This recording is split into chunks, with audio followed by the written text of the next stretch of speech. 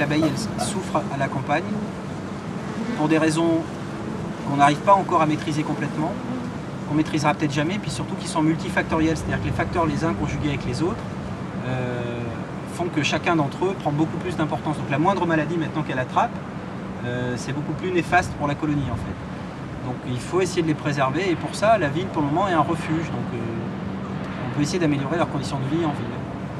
Mais principalement il faudrait soigner nos campagnes qui sont beaucoup plus malades. La campagne de plaine telle qu'on la connaît maintenant, elle n'a plus rien à voir avec la campagne originelle. C'est une campagne qui est entièrement faite pour la monoculture extensive. Et dans la monoculture extensive, l'abeille n'est pas bien du tout pour le coup, elle souffre. Parce qu'elle n'a pas de biodiversité alimentaire, les sols sont contaminés par des années et des années d'utilisation de pesticides, environ 50 ans. Donc l'abeille dans le milieu de la campagne n'est plus bien, son biotope est menacé.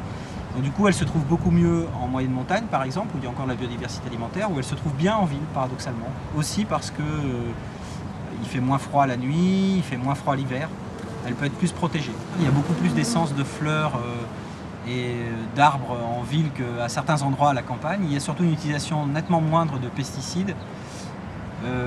Les villes s'engagent à utiliser moins d'herbicides aussi, à brûler plutôt qu'à détruire chimiquement les mauvaises herbes.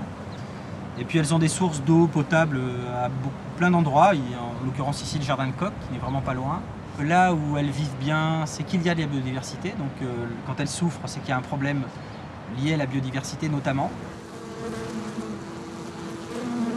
Mettre des abeilles en ville, c'est pas pour qu'elles restent en ville, c'est pour sensibiliser les gens et dire que vraiment le biotope naturel c'est de l'abeille. L'important c'est qu'elle retourne à la campagne.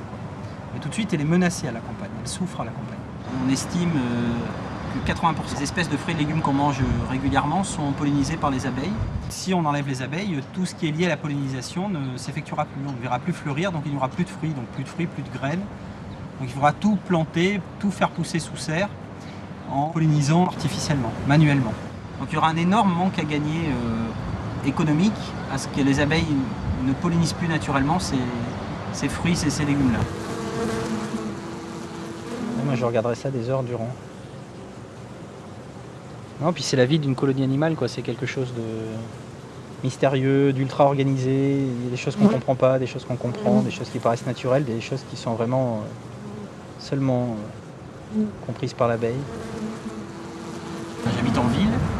Il se trouve que mon domicile c'est la maison de la culture, donc j'ai installé des abeilles sur le toit de la maison de la culture à Clermont-Ferrand. Il s'agissait pour moi de participer à cet effort collectif qui est tout de suite de protéger les abeilles, notamment dans un habitat qui n'est pas forcément leur biotope naturel, qui est un habitat urbain. Il n'est vraiment pas difficile d'en installer en ville, en fait il y a énormément de terrasses plates. Les démarches sont extrêmement simples. Une collectivité locale peut le faire sans difficulté, aussi bien qu'un propriétaire d'un petit bout de toit. Et puis surtout c'est extrêmement intéressant de voir ça, ça permet de communiquer autour, ça sensibilise à la biodiversité et aux problèmes de l'environnement. C'est un bel engagement.